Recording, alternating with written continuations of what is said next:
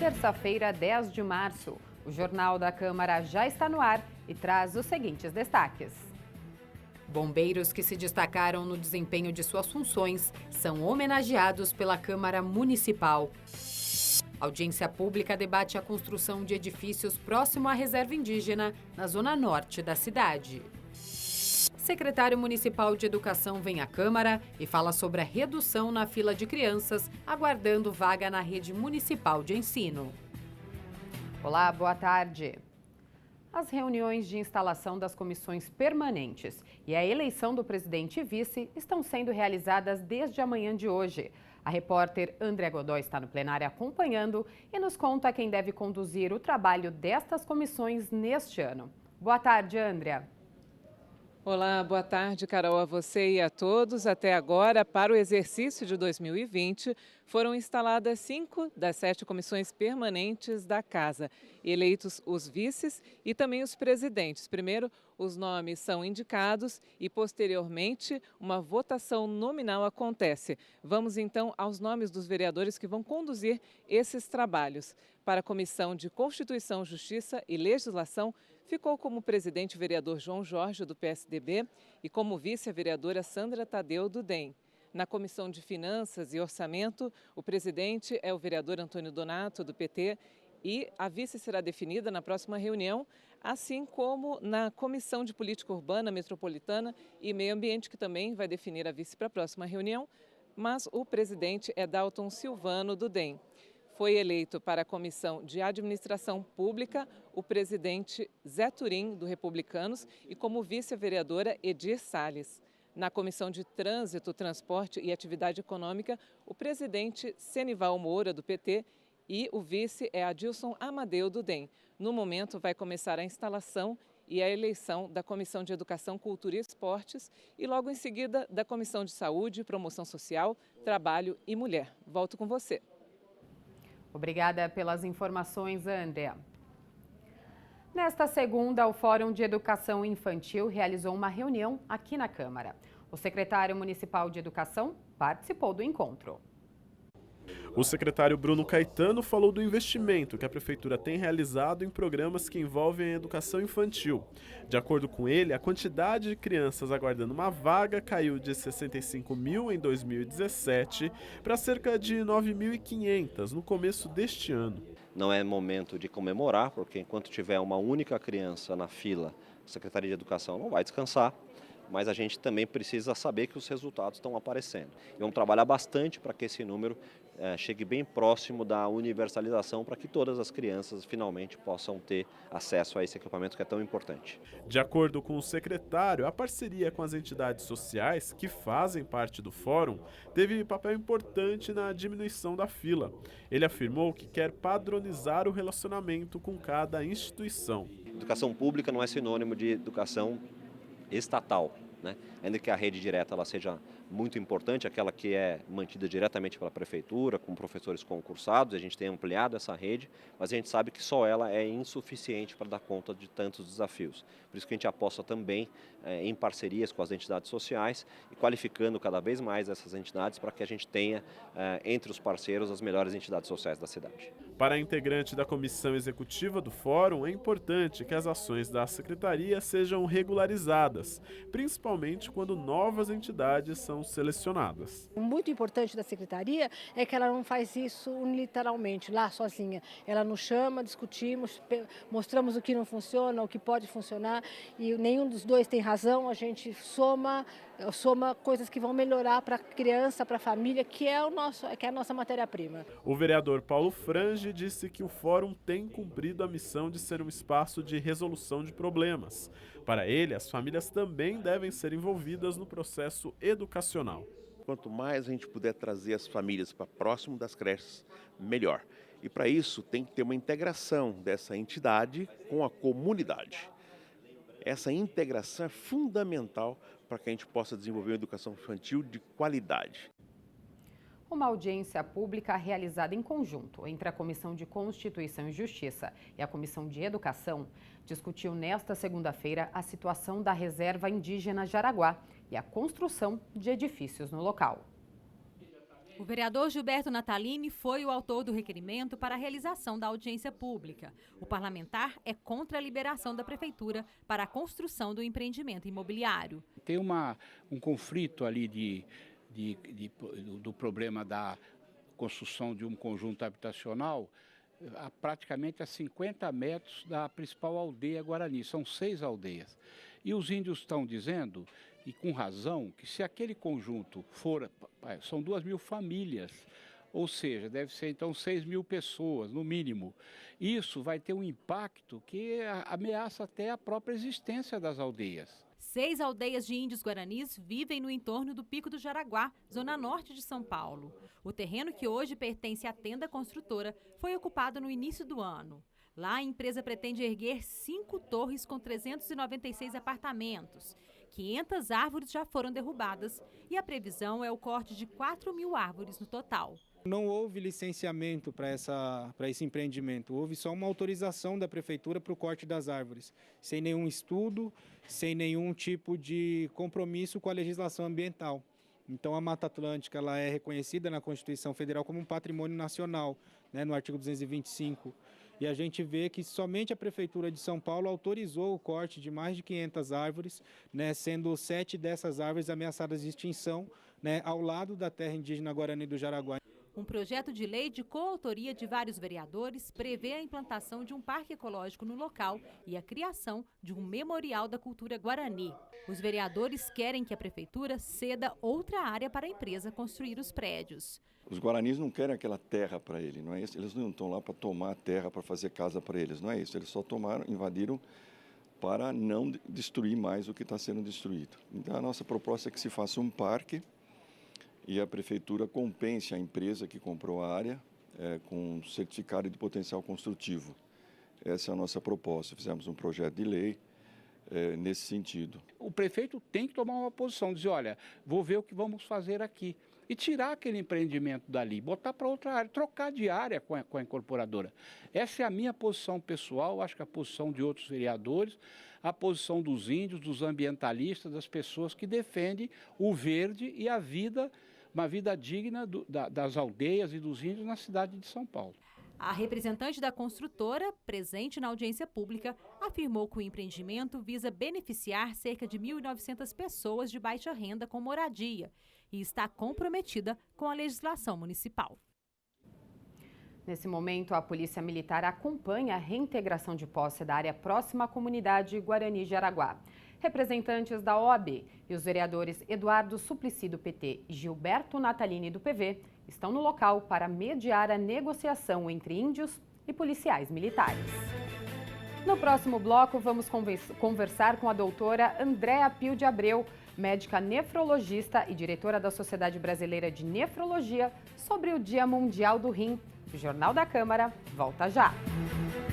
O Dia Mundial do Rim é comemorado na segunda quinta-feira do mês de março e tem como objetivo reduzir o impacto da doença renal em todo o mundo. A data, coordenada pela Sociedade Brasileira de Nefrologia, será celebrada no dia 12 de março com a campanha Saúde dos Rins para Todos, Ame Seus Rins, Dose Sua Creatina. Para falar sobre o assunto, recebemos a doutora Andréa Pio de Abreu, nefrologista e diretora da Sociedade Brasileira de Nefrologia. Doutora, muito obrigada pela participação. Boa tarde. Eu que agradeço. Obrigada, Carol, em nome da Sociedade Brasileira de Nefrologia, esse espaço para divulgar esse evento tão importante. Doutora, quais são as principais doenças renais? A principal doença renal, o grande carro-chefe dentro desse contexto da nefrologia é a doença renal crônica. E dentro da doença renal crônica existem 2 causas maiores, que são a hipertensão arterial e o diabetes. Então, a doença renal crônica causada pela hipertensão e a doença renal crônica causada pelo diabetes são os grandes carros-chefes das doenças renais. Uma outra doença que acaba cometendo muita parte da população também é o próprio cálculo renal, a litíase renal. E quais são os principais sintomas, dessas doenças? Isso é uma coisa muito importante e é uma da grande justificativa para a importância dessa campanha. Porque, na verdade, o paciente que tem doença renal, por muito tempo, ele não tem sintomas. Então, a gente sabe que a gente tem 2 rins, esses 2 rins têm que funcionar 100%. Só que o que acontece? A gente só vai ter algum sintoma, a gente vai esperar algum sintoma pelo paciente quando os rins estão funcionando menos do que a metade, os 2 juntos. Na maior parte das vezes, os rins têm que estar funcionando em torno de 30% só para que o paciente possa ter algum sintoma. Por que isso acontece? Porque, na verdade, ele também é decorrente dessas duas doenças que muitas vezes são assintomáticas, hipertensão e diabetes. Quando tem o sintoma em doenças mais avançadas, em estágios mais avançados, o que o paciente pode ter? Sintomas inespecíficos como náusea, vontade de vomitar, até vômito, pode ter mal-estar generalizado. Então, são alguns sintomas que são inespecíficos, que a gente diz. E quando a gente faz os exames de rotina, por exemplo, a gente consegue detectar nesses exames alguma alteração no rim? Então, isso é uma questão muito importante, porque é o conceito que a gente tem de exame de rotina. Então, é muito frequente que o paciente ele acompanhe por muito tempo com um médico e vá frequentemente a uma consulta médica, só que são dosados alguns exames que não compreendem os exames da função renal. Só que são exames que a gente pode dizer exame de rotina, justamente dada a importância da doença, e principalmente porque são exames baratos. Esses exames, que são a creatinina e o exame de urina 1, a creatinina é colhida no sangue, uma amostra simples, e a urina também, uma amostra só é suficiente. São exames baratos que o médico já consegue ver se aquele paciente já tem alguma disfunção renal ou não e prosseguir a investigação se for necessário. Então, é super importante a gente fazer pelo menos uma vez por ano, né, esses exames de rotina. Principalmente os grupos de risco. Então, se a pessoa é saudável, a pessoa não tem não tem essas doenças que eu mencionei, como hipertensão e diabetes, e não faz parte de algum outro grupo de risco que a gente pode mencionar depois, na verdade, não necessariamente tem indicação de fazer todo ano. Mas, se já tem essas doenças, é importante sim saber como é que está a função renal. E principalmente o indivíduo idoso também, independente dele ter doença ou não. E, doutora, a senhora falou de grupos de risco. Quais são esses grupos? Exatamente. Então, quais que a gente considera os grupos de risco? A gente já pode imaginar que os hipertensos e diabéticos, né? Então, essas duas doenças, por si só, já fazem com que haja necessidade de ver como é que está a função renal. Outros grupos, os idosos, né? Porque a gente sabe, a gente vai envelhecendo e a gente vai tendo a função renal diminuída. Se a gente tem alguma outra questão que aconteceu na nossa vida, isso pode impactar o rim também. Pacientes que têm histórico de uso de muitos remédios por conta própria, principalmente anti-inflamatórios não hormonais. Isso é super comum, né? Muito comum. Mesmo quando às vezes não é por conta própria, tem alguma indicação médica de tomar muito anti-inflamatório por questões de dores, esses pacientes têm um grupo maior, um risco maior de ter também. E o outro grupo especial que a gente tem que apontar é quando o paciente já tem algum caso na família, principalmente parentes de primeiro grau, os pais, irmãos, que já tiveram algum tipo de doença renal. Doutora, a gente sempre costuma escutar que a gente deve beber bastante água, né? Para o rim funcionar direitinho, para os nossos rins funcionarem. Isso é verdade? Isso é verdade. A gente aqui só abre o grupo de exceção para aqueles pacientes que já têm uma doença renal crônica muito avançada. E também para aquelas pessoas que já têm alguma alteração da função cardíaca. Tirando essas duas exceções, a água ela é muito importante, né? Então, a gente sabe que o líquido, principalmente a água, líquidos naturais, faz com que o rim da gente, ele não fique tão sobrecarregado diante de tantos alimentos que a gente consome no dia a dia. Então, é verdade e é importante beber bastante líquido, sim. E além de tomar água, quais são as outras precauções que a gente deve tomar, né, para tentar evitar uma doença renal? O rim ele é muito espelho do que acontece no organismo. Então, na verdade, são medidas básicas que a gente tem que ter para manter a saúde, a gente vai estar pensando no rim também. Que medidas são essas? Além de beber líquido de forma adequada, principalmente água, a gente também tem outras medidas como evitar o sobrepeso, então evitar ficar pesado demais. Junto disso, uma alimentação balanceada e equilibrada, a gente tem que priorizar os alimentos naturais, deixar um pouco de lado os alimentos tão industrializados, evitar o consumo rico de sódio. São medidas muito importantes. E a própria atividade física também, ela acaba ajudando. Para aquelas pessoas que fumam, a gente sempre orienta que parar de fumar é muito importante, tanto para o organismo como um todo, como também para o rim. Doutora, voltando um pouquinho à questão das doenças, né? Como que é feito o tratamento dessas doenças, já que, como a senhora falou, quando a pessoa descobre o rim, geralmente já está funcionando ali a 30% só? Então, infelizmente, isso ainda é um cenário que a gente acostuma acontecer, da gente se encontrar com um paciente no estágio de doença renal crônica mais avançada. Ou às vezes não. Então, o tratamento vai depender justamente do estágio onde esse paciente se encontra dentro desse contexto da doença renal. Existem 5 estágios. Então, se a gente pode dizer até os 2 primeiros estágios mais iniciais, o tratamento, na verdade, é mais no sentido de prevenir que haja a progressão dessa doença. Não existe o tratamento direto em relação à questão do rim. A partir do momento que a doença vai avançando, algumas funções que o rim tem, elas não vão sendo exercidas mais. De equilibrar a água e o sal que a gente tem no organismo, a produção de alguns hormônios relativos, inclusive à anemia, relativos à doença óssea, tudo vai sendo diminuído ao longo da disfunção renal. Então, a gente vai precisar lançar mão de alguns medicamentos para poder fazer com que esse rim, ele que não está funcionando, tenha essa função por meio de medicamentos. E, finalmente, naqueles estágios mais avançados, principalmente quando o rim está funcionando menos do que 15% a 20%, a gente já tem que pensar em lançar a mão do que a gente chama de terapia renal substitutiva. Terapia renal que vai substituir a função do rim. Quais são elas? Diálise, que pode ser tanto hemodiálise pelo sangue como diálise peritoneal pela barriga ou transplante renal para aquele paciente que tem condição clínica. Doutora, muito obrigada pelas informações. A gente que agradece, viu, em nome da Sociedade Brasileira de Nefrologia, novamente. Muito obrigada. Veja no próximo bloco. Bombeiros que se destacaram no desempenho de suas funções são homenageados pela Câmara Municipal. Jornal da Câmara, volta já.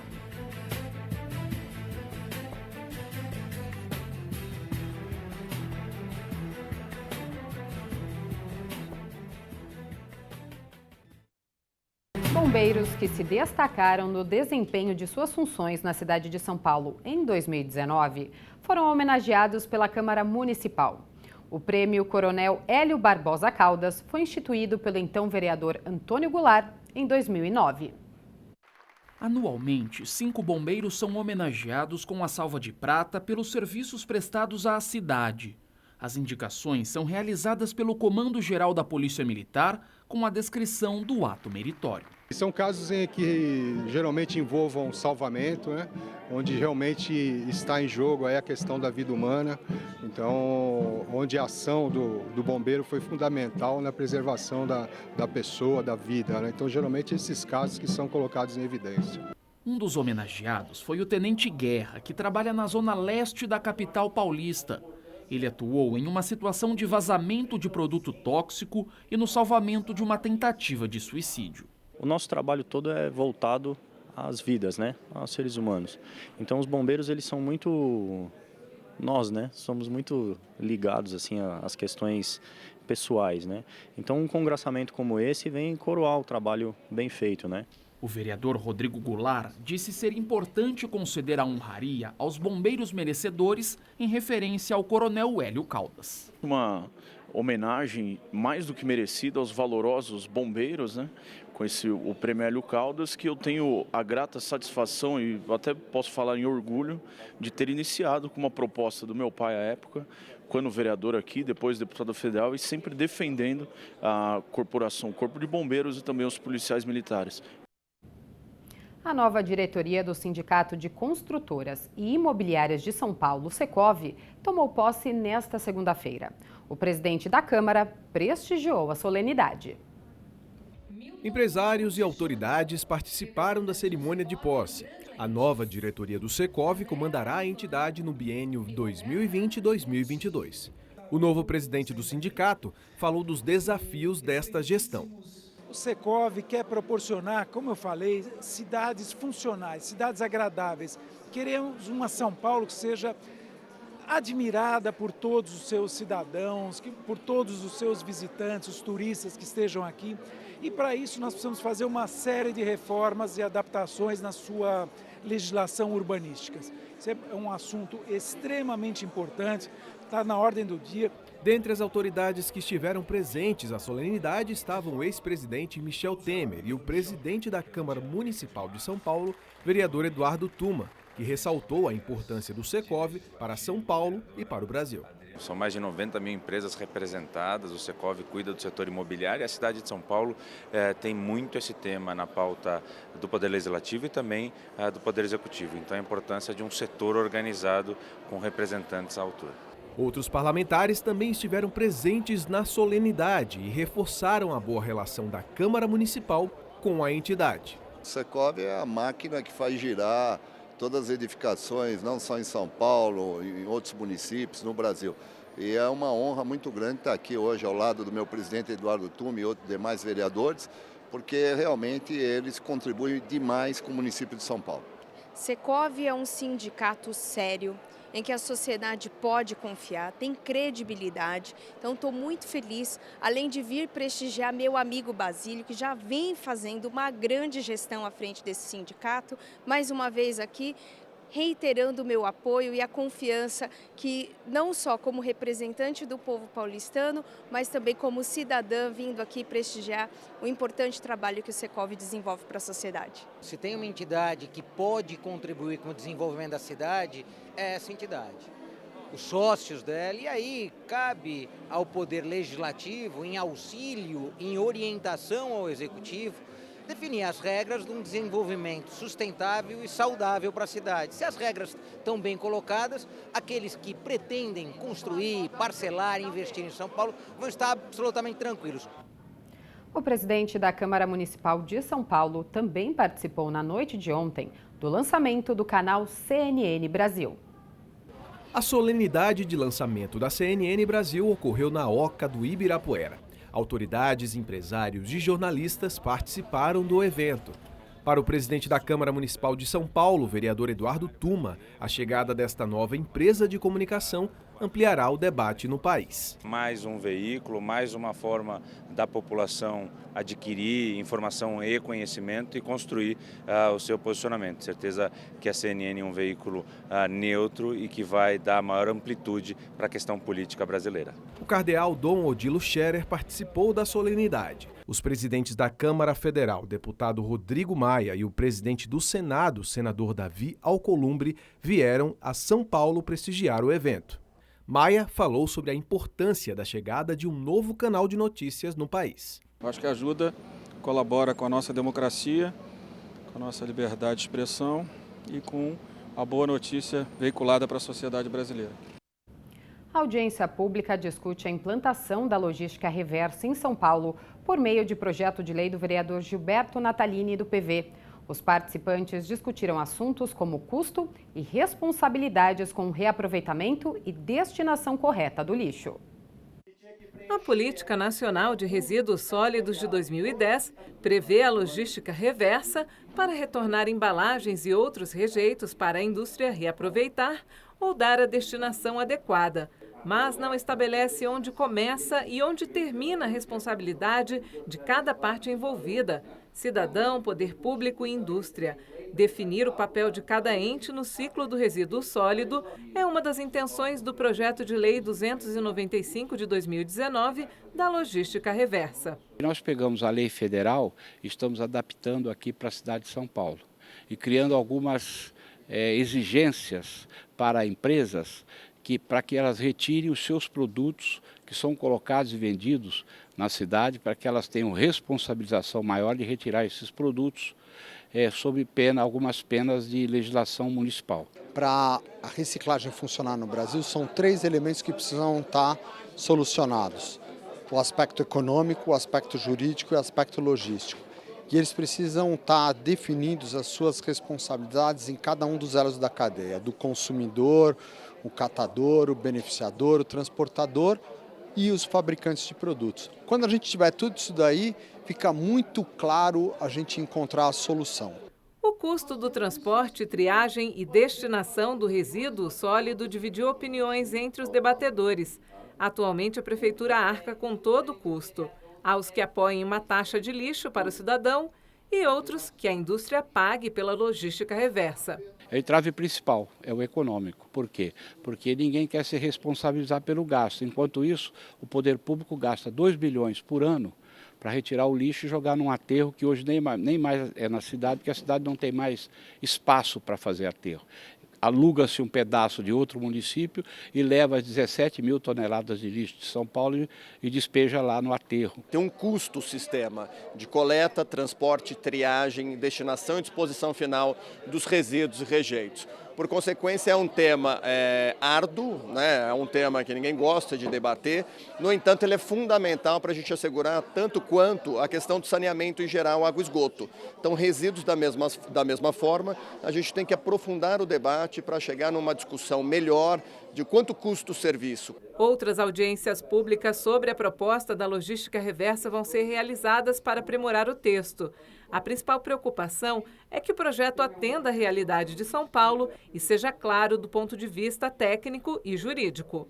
Por conta da necessidade da clareza das disposições, das obrigações, dos deveres e dos direitos. Tem que ficar muito claro.